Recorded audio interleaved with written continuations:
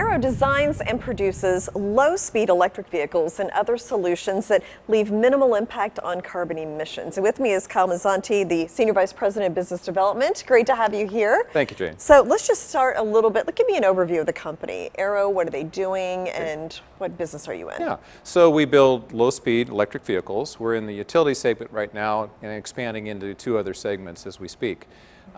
It's a fairly wide lane. There's not a lot of offering in the space that we're in, so we fit between some full-size vehicles and kind of modified utility golf carts.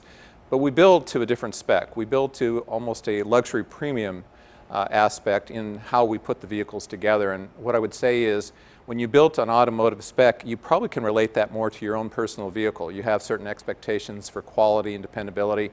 That's the lane that we're in. Okay, so I was going to ask about the low-speed vehicles. So what does that mean exactly? That's a vehicle that is governed at 25 miles an hour or under. They only operate on streets that are posted 35 miles per hour and under. So they're used in a variety of ways. In fact, it's easier to figure out where they're not appropriate, particularly in the kind of vehicles that we're building. Okay, what makes that market appealing? Well, for us, first of all, I guess selfishly, the economy of it. Right now, it's a little over a $10 billion a year industry. In the next 4 years, it's going to grow another 5. So if you have this park of $15 billion and it's growing at a compound average growth rate of over 7%, it makes it very appealing financially. The other thing is it's a space right now that's only been occupied by modified golf carts, basically.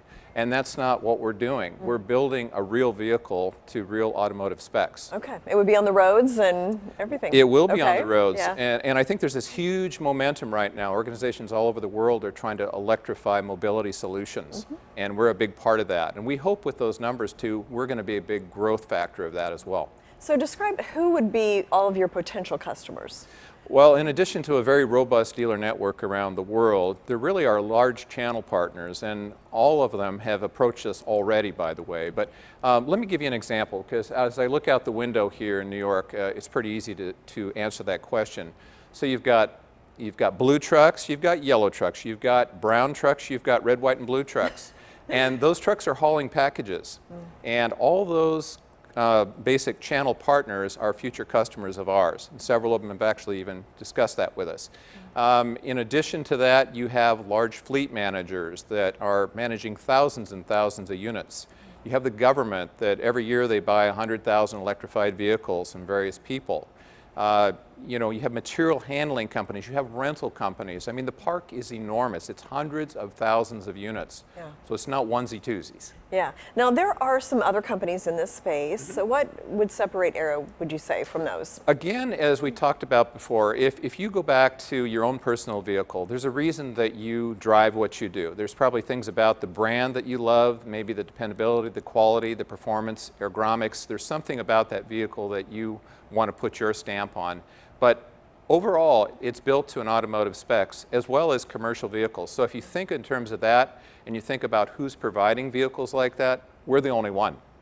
So there's a huge differentiator, and the proof is in the pudding for sure, but when you compare product to product, there really is no comparison. Now, you've got something called the AYRO Vanish. So is that a vehicle? Describe that to me. Yeah. Give me some examples of applications for the Vanish. Yeah, so it's a utility vehicle that is basically go anywhere, do anything. Let me use, again, a New York analogy if I can. Right down the street, you have something called Madison Square Gardens.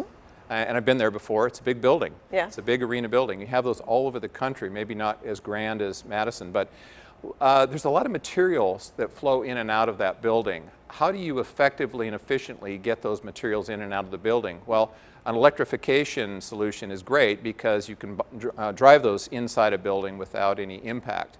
Also, if you just think about practical things like when you have a concert venue, for instance, Billy Joel, right? He's got to move that stuff in and out of that arena constantly. That's a lot of material. So if we can help with that solution, that's where we stand tall. And so the Vanish would be kind of just transporting things in and out of large buildings. Is it available yet, or? It's going to be available just in a few weeks. Okay. And one of the things about the Vanish that makes it unique is it has a turning radius that's less than 15 feet. So I'm looking here at the studio. That vehicle could traverse this environment very easily. Maybe we bring a Vanish in next We time will you do. come by. We will do that. So, okay, so a couple of weeks we'll see the Vanish. So how many models are there right now? Well, right now it's the utility segment that we're launching, which is the Vanish. Behind that we'll have the people mover and the golf cart slash car, because this golf car is amazing. It's the most beautiful vehicle ever built in the industry. But between those three segments, basically you're addressing a commercial segment, a utility segment. You have a people mover segment, and you know, it's very interesting. I was just on vacation recently and down in the south, and it was a whole community that wasn't necessarily gated, but they parked their cars and they used the golf car technology to move around. That's a trend that's not getting smaller. It's just getting bigger by the day. When I was in Florida, I saw exactly that. People just drive the golf carts around, so on the streets. Yeah. So what's next for AYRO?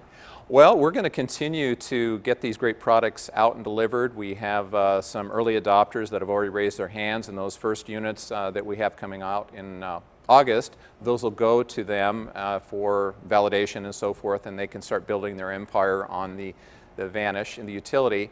We also have some exciting things going on with direct-to-consumer piece. We have a property down in Sarasota, Florida that will be opening. It'll be a showcase design center, so it'll be a direct-to-consumer opportunity. People can either go there and shop and you know, style their Vanish or Valor or Valet however they want, and or order online, which we've also done. Well, Sarasota is where I saw those golf carts, so oh my we have goodness. a market there. It's a beautiful area. Yeah. Thank you so much, Kyle. Thank you. Thanks. Been a pleasure. Yep.